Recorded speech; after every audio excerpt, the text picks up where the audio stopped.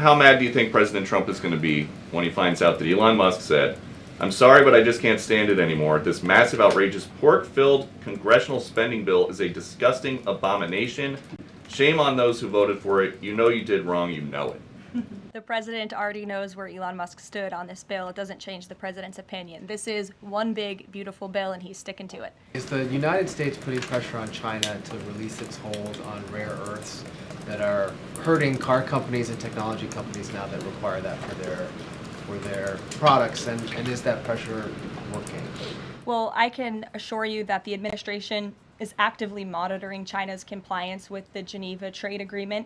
I know the United States, on our end, we have complied with the terms that we set, and our administration officials continue to be engaged in correspondence with their Chinese counterparts. And as you all know, and I know there's a lot of interest in it, there will be a leader-to-leader talk very soon. Chinese Foreign Ministry spokesperson today said that the U.S. imposed harmful measures like new chip controls and pledging to revoke Chinese student visas. So are the Chinese the victims in this trade back and forth?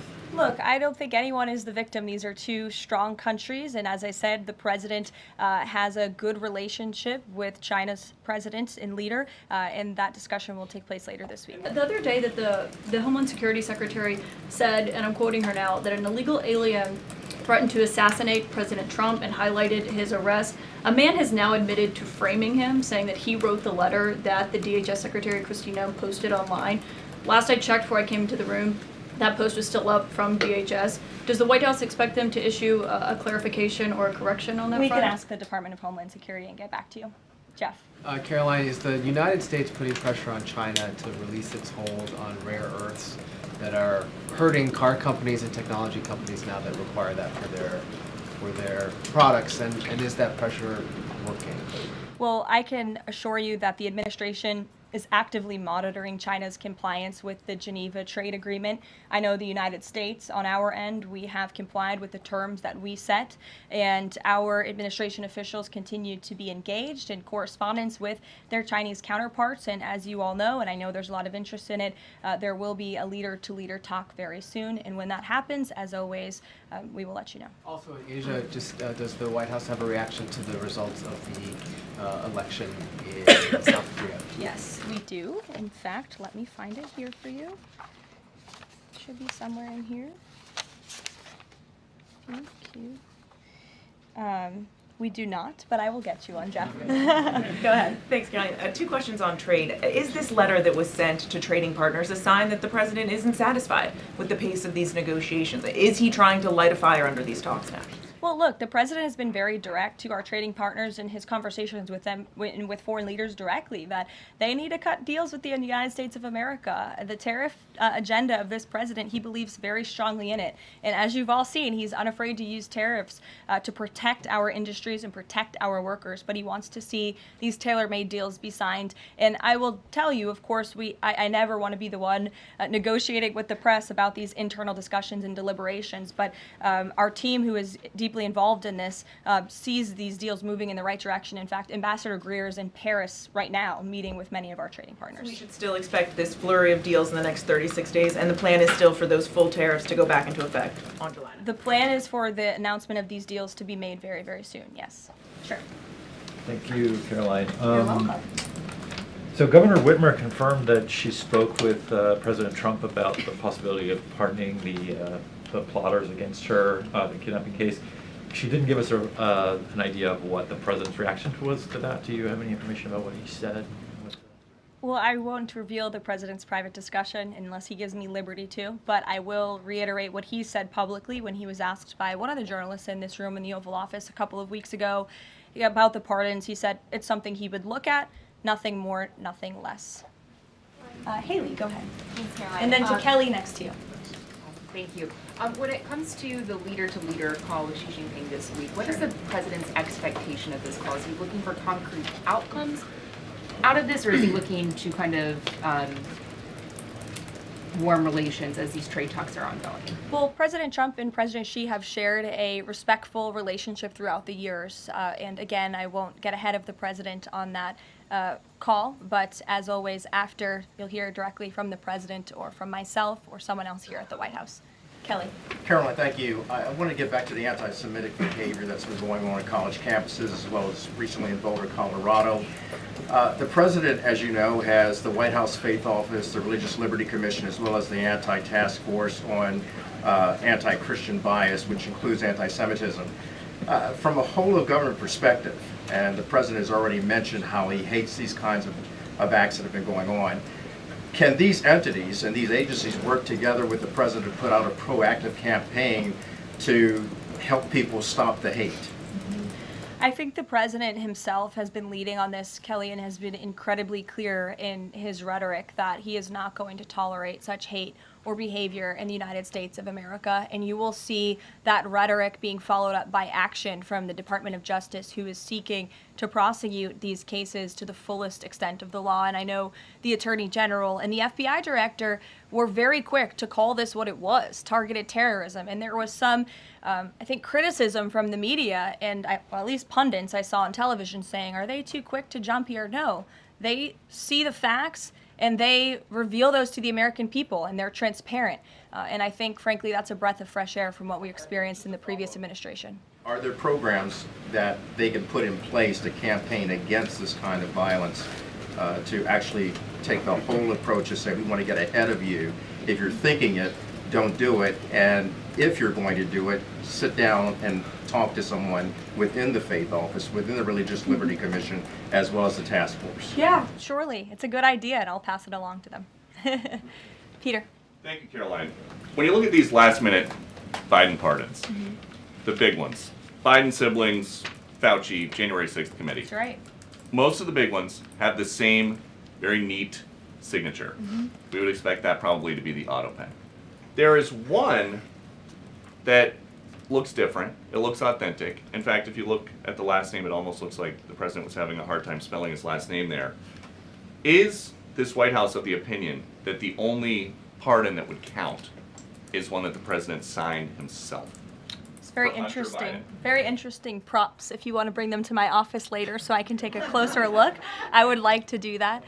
The president is making a good point when he discusses the usage of the auto pen. Who was running the country for the past 4 years?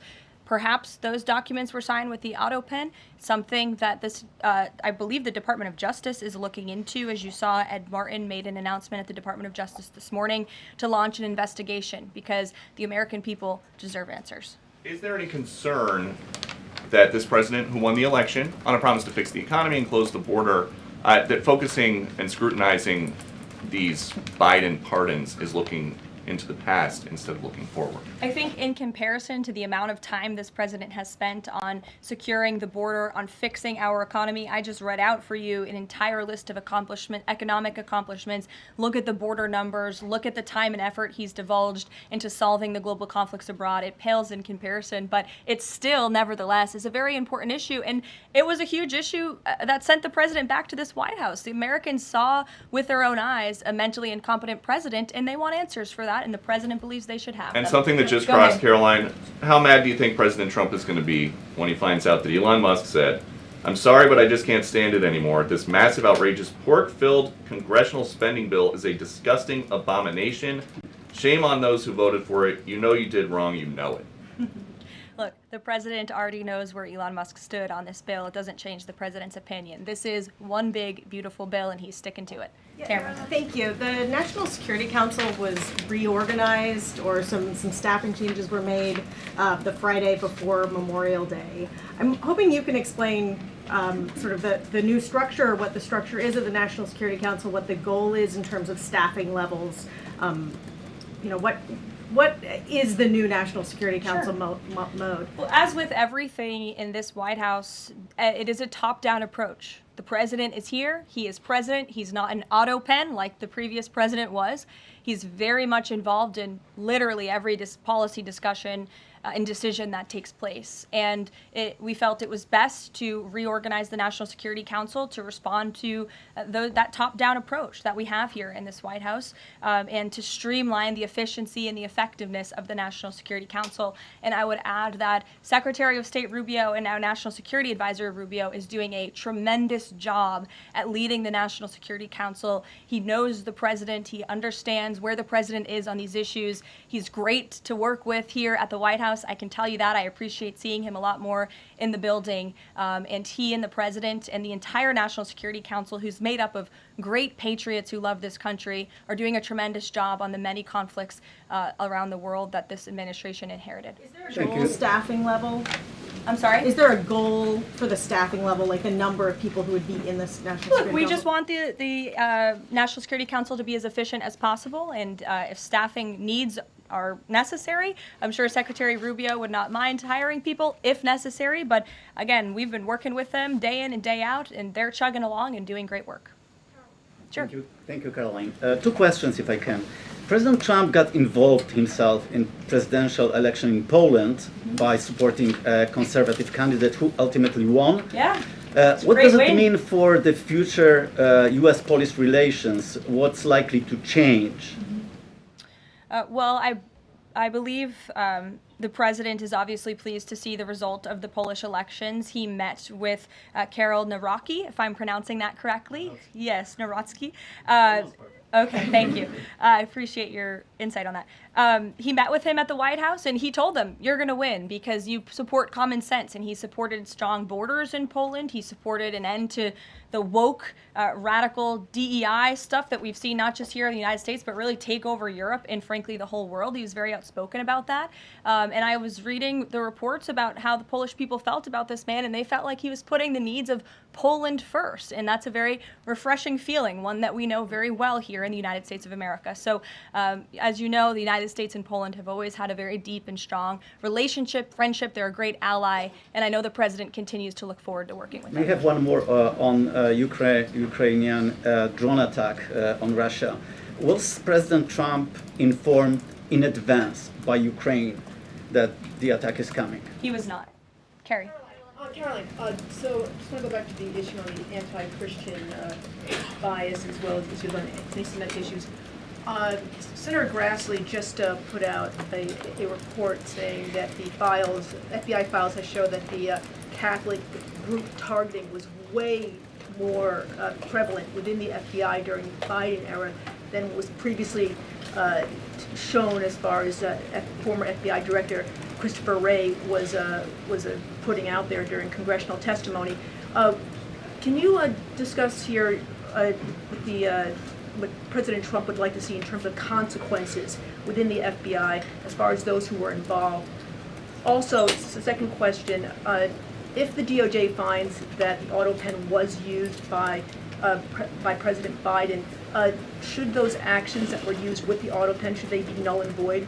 I'm not going to get ahead of the Department of Justice's investigation into the usage of the auto pen. And again, the question is not, was the auto pen used? It's whether or not the President of the United States knew it was being used, and if not, who was using it in his name, which is clearly illegal behavior. Caroline. Reagan, go ahead. Thank you, Caroline. And then I'll go to you. Thank you. Colorado passed sanctuary protections for illegals 1 month before the terrorist attack this weekend. Two questions. Why did the DHS remove the sanctuary cities list that it had published, which was ordered by the president?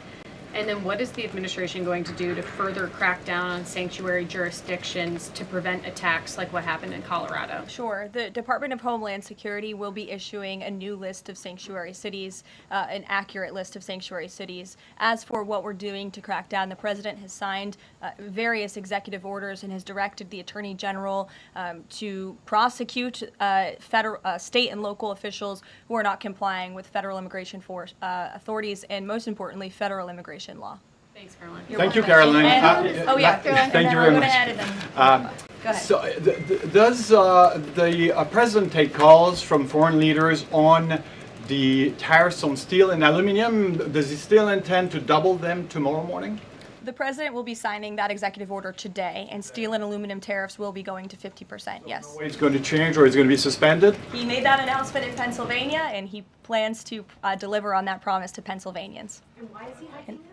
And Ed, go ahead. I can answer that, but go ahead, Ed. Oh, yes. Thank you, Caroline. So a Chinese Foreign Ministry spokesperson today said that the U.S. imposed harmful measures like new chip controls and pledging to revoke Chinese student visas. So are the Chinese the victims in this trade back and forth? Look, I don't think anyone is the victim. These are two strong countries, and as I said, the president has a good relationship with China's president and leader, and that discussion will take place later this week. And what other authorities is the president looking at for tariffs should the decision in the appeals court not go his direction? Well, right now, his tariffs remain in effect. We spoke at length in my briefing last week about that decision that came down from the International Trade Court, which has been put on pause because the president absolutely does have the authority to implement tariffs and to declare a national emergency for our crippling trade deficit. He could always have the power to use Section 202 or Section 301 as well to impose tariffs if he deems necessary, especially Section 202 tariffs, which are sectoral,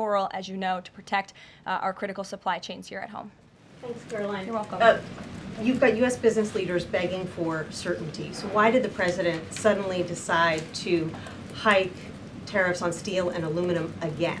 You also have U.S. business leaders begging to meet with this president and begging to come to the White House to talk to him because they know that he is a negotiator in chief, that he's making good deals on behalf of the American worker and the steel worker, in particular when it comes to the steel and aluminum tariffs, which he discussed in his speech at length at Pennsylvania and the need for them.